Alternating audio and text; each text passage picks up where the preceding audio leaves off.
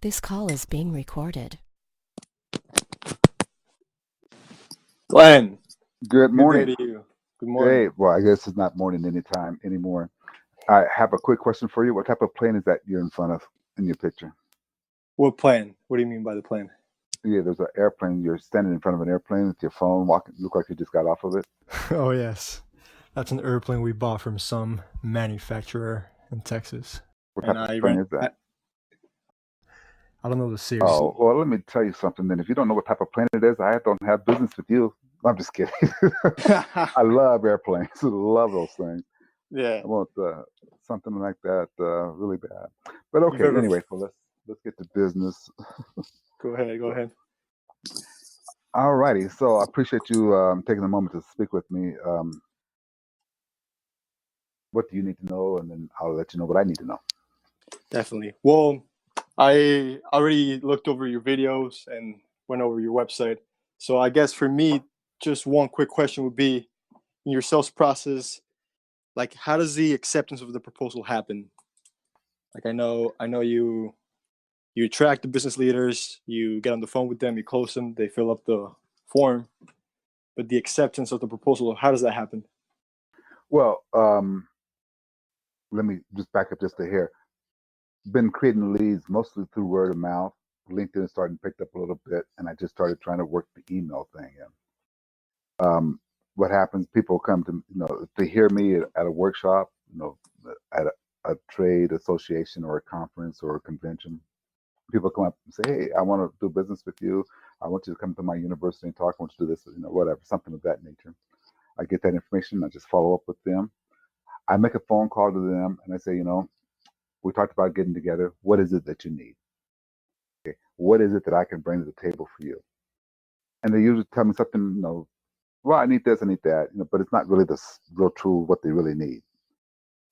But I find I just let them talk, and they give me what they really need. Then I generate a proposal, 3 tiers of the proposal. I send it to them.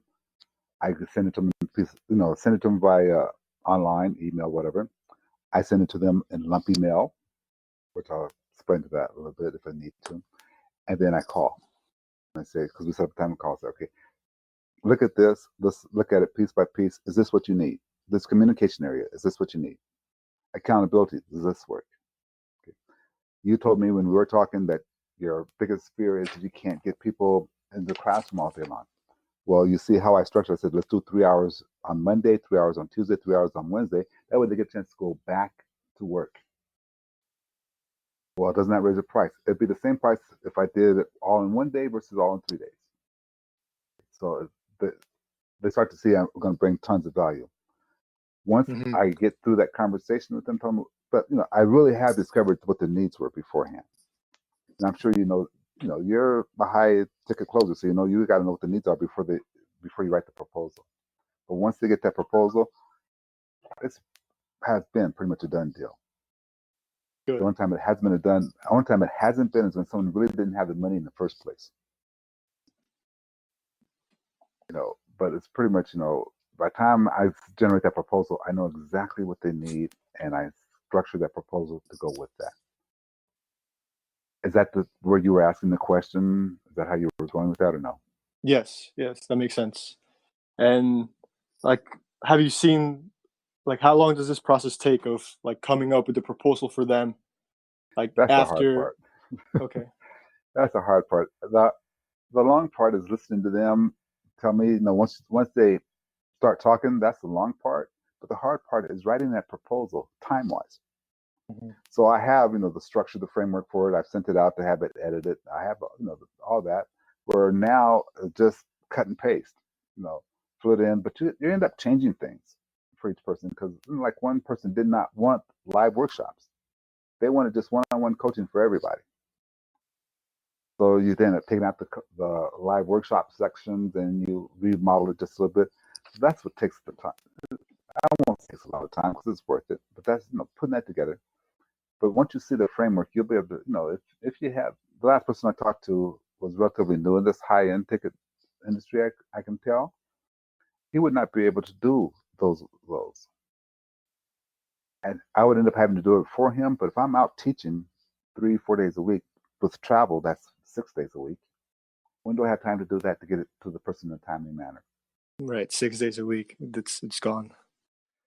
Yeah, even if I only have one training day, well, that's still 3 days in the week, right?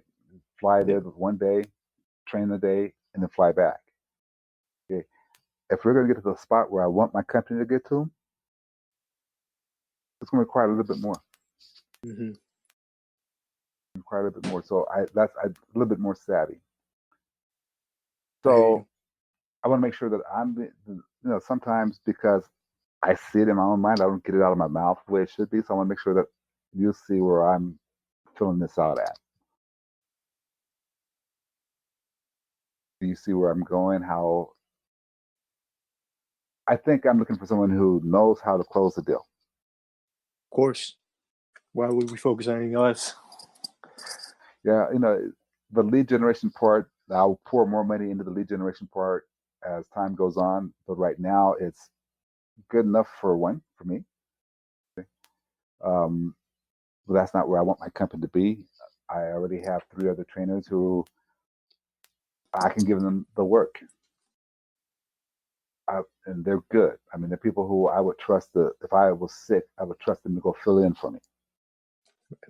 So, but I want to build a company where we are trainers that are the top notch in the world, all over the world. And I want to have people who can close those sales. And I want to have a lead generation company where, like, here's my vision. You're getting the leads from the lead generation company. They're what you need. And you're getting more than enough to keep you busy where you say, okay, I don't need any of my other clients. I just need you. Mm-hmm. That would be my vision. I hear you. So can you tell me a little bit about your process?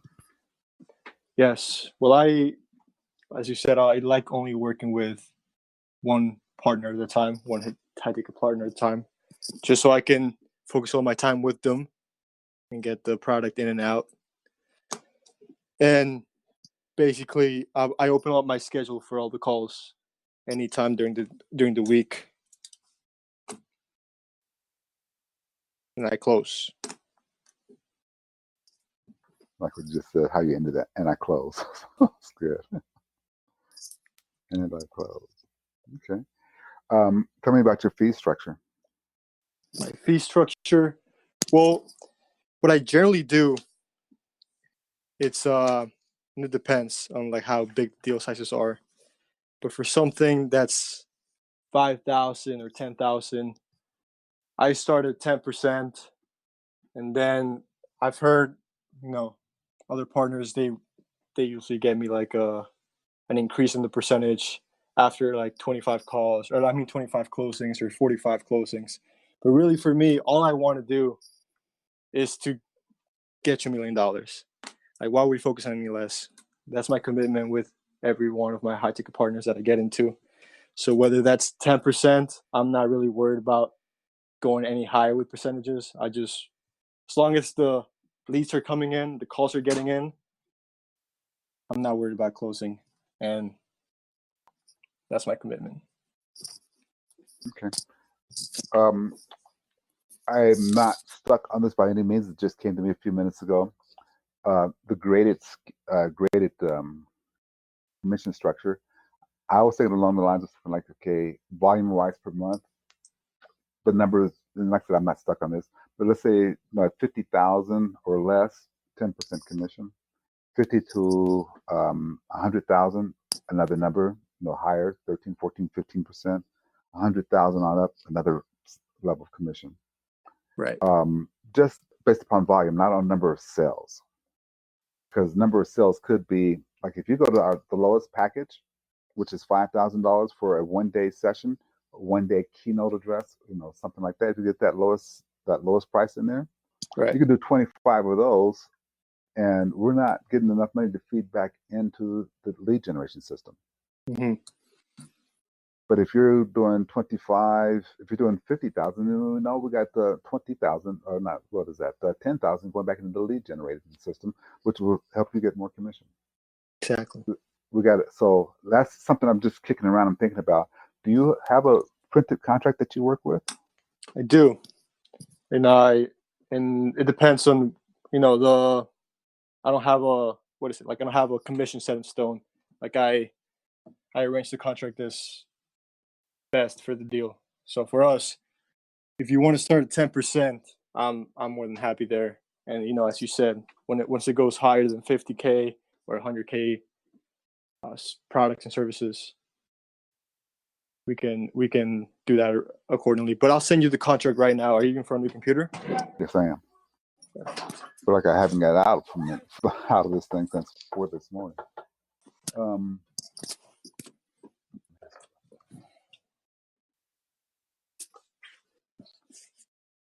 When you get a lead, can you tell me step by step? Well, I guess the bottom line is that once you get a lead and you just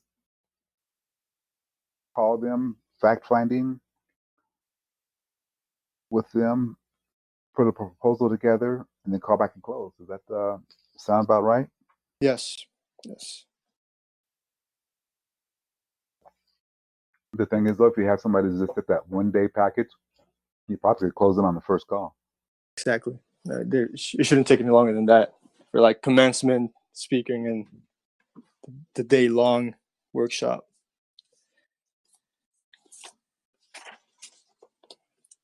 I hadn't thought about that. Commencement speaking. You haven't thought about it? I thought it was in your website. I did it. I haven't thought about putting it into this marketing flow. Oh, I see. I see. I've done them. And I continue to do them. I just haven't thought about putting them in the marketing flow to say, okay, that's ingenious. They don't pay very much though, but not yet anyway. When I get in front of the Harvards and the Yales and the Wharton Business School, they'll pay. That's a great exposure. Yeah. Yeah, and the other, my referral business, that's the strongest part of the lead system is when I get in front of a organization, a association or a convention or a conference. Like 2 weeks from now, I think it's 2 weeks from now, speaking convention in San Antonio, Texas, 8,000 people. I have 3 45-minute breakout sessions for 8,000 people. Possible. So 8,000. those people, they're going to come to me, and I should walk out of there with many, many leads. People who've heard me, who'll be enrolled and engaged and said, yeah, I'd like for you to come see us. And then at that point, I'd like for you to say, okay, here, talk to Roman. We got this. Okay, that's what I like to have happen. Good. It's a good process. It's a good sales funnel. Okay. All right. And you said you got a chance to look through the website and there is a little bit of credential there, a little bit of work there. Improving that all the time. So what other questions do you have? Well, I usually know when I want to work with one partner after a good conversation and after looking at their videos and website. So from my end, I'm good. I'm ready to close. I've had 4 conversations today with different people, and you are by far the most confident person, which is what it takes to close the deal. Right. So yeah, but let's take a look at the contracts. Maybe we can discuss Friday evening, start dates, lead times, all that type of information. Friday sounds great. I'll send you 2 copies of my contract. I'll send you the one with the 10% and then a blank contract if you'd like to, like pick it apart and set it up as best works for you. Yeah, I just want to make sure that I can be in alignment with what you need. I mean, we're not going to, doesn't sound like we're going to fight over the money. I think we both kind of realize that if we're helping people, we make the money. Exactly. It's really not my concern to, I'm not focused about the money. I'm focused on, the partnership and loyalty and all that stuff and helping people. Yeah, I think so. The money's just a way to keep the scoreboard. Yeah, to keep track. Keep track. If you're helping enough people, you're making it. Exactly. Yeah. Now, I got to be honest with you, though. Your $1 million sales goal, I won't say it out loud, but I don't like that one. We're not there. Where my mentor, my coach, has been all over me to start setting bigger, hairier, more audacious goals, and that's what I'm going that's what I'm pushing. That's what I'm saying to you. Okay. Okay, bigger. I mean, the goal that I went in with, I thought was outrageous. But he's been after me. I speak with him every workday, Monday through Friday at 5:15 Denver time. No matter where I am in the world, no matter where he is in the world. And he holds me accountable for everything. Mm-hmm. And in our 15-minute conversation, he holds me accountable and he holds me, okay, did you do what you had to do today in order to make that goal of yours happen? Okay, and I got to be honest with you, the goal of mine to happen, you got to be doing better than $1 million a year. I hear you. How much? You got to be looking at least, oh, hold on, let me do it right. You got to be looking at least 2.5. 2.5. Because At least. obviously I can't speak that much myself, but like I said, I got 3 people right now who I would trust to fill in for me if I got sick someplace. And so you may be putting together a team, but you got to be looking at at least that. And yeah, we'll build toward it, but think about a higher goal because I am. Of course. Yeah, if you're doing 2.5, if your organization, if you're doing 2.5, I got my goal. Good. 2.5 it is. Being more than what we have been doing. Yeah, it's good. Exactly. It's funny. So I tell my girlfriend all the time, we can do more than what we have been doing because we are more. Excellent. Okay, fantastic. All right, I will look forward to talking to you on Friday to formalize everything, and we'll knock it out the ballpark. Excellent. I just sent you the email with the contract, the 2 copies of it. Excellent. Perfect. All right, thank Talk you to very you much. Friday. You have a good afternoon now. It's late You for you. too. That's why it's 1:30 here, but it's 3:30 there. So right. It's right. not the morning anymore. I was confused a little bit. Yeah, well, it won't matter what time of day. I pretty much always say good morning, and then people catch me and I try to stop. But that's just a habit. Great. All right. All right. Pleasure talking to you. Talk to you Friday. Talk to you soon. Bye. Bye.